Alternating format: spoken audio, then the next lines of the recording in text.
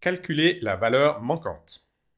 Tu peux utiliser les formules de calcul d'air d'un polygone également pour calculer une autre valeur présente dans la formule.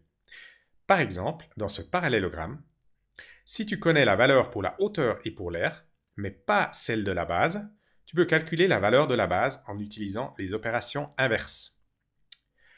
Base fois hauteur est égal à l'air.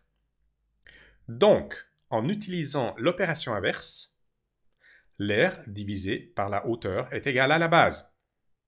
Dans cet exemple, tu vas calculer 15 divisé par 3 est égal à 5 pour obtenir la valeur de la base.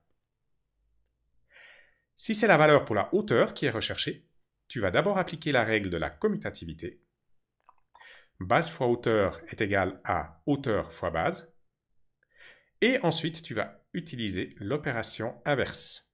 Dans ce cas, ça donnera R divisé par la base est égal à la hauteur. Dans toute formule, si tu connais toutes les valeurs sauf une, n'importe laquelle, tu peux calculer la valeur manquante en utilisant les opérations inverses. Je vais te présenter 3 exemples pour donner plus de détails. Dans cet exemple, pour calculer l'aire d'un carré, tu calcules côté fois côté ou côté au carré. Si tu connais l'aire du carré et que tu veux calculer la valeur du côté, tu peux utiliser les opérations inverses. Mais attention, tu dois utiliser la formule de manière à pouvoir appliquer les opérations inverses. Tu ne peux pas calculer l'aire divisé par le côté pour trouver le côté, comme tu ne connais pas la valeur du côté. Tu dois prendre la formule côté au carré est égal à l'aire. Dans ce cas, tu peux prendre l'opération inverse du carré, qui est la racine. Ce qui te donne racine de l'aire est égale au côté. Dans cet exemple, la racine de 9 est égale à 3, ce qui te donne la valeur du côté. Pour l'exemple suivant, l'aire d'un triangle, tu sais que base fois hauteur divisé par 2 est égal à l'aire.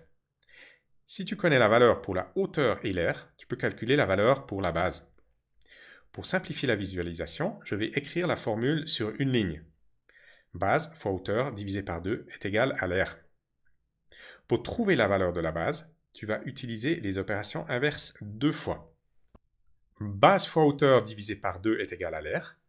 Donc, R fois 2 divisé par la hauteur est égal à la base.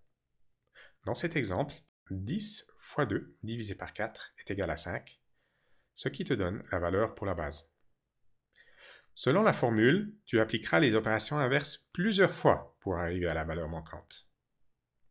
Pour ce dernier exemple, l'aire d'un trapèze, tu vas devoir faire attention aux priorités des opérations. Grande base plus petite base divisé par 2 fois la hauteur est égal à l'aire. Pour calculer la valeur de la grande base, en connaissant les autres valeurs, tu vas appliquer plusieurs fois les opérations inverses. Pour simplifier la visualisation, je vais à nouveau écrire la formule sur une ligne. Entre parenthèses, grande base plus petite base, parenthèse fermée, divisé par 2, fois la hauteur est égal à l'aire. J'applique les opérations inverses. L'aire divisé par la hauteur fois 2 moins la petite base est égal à la grande base. Dans cet exemple, 15 divisé par 3 fois 2 moins 2 est égal à 8, ce qui correspond à la valeur de la grande base. Alternativement, si je cherche la hauteur et que j'ai toutes les autres valeurs, je vais à nouveau appliquer d'abord la règle de la commutativité et ensuite les opérations inverses. Hauteur fois grande base plus petite base divisé par 2 est égal à l'aire. J'écris sur une ligne en mettant les parenthèses pour faciliter la visualisation.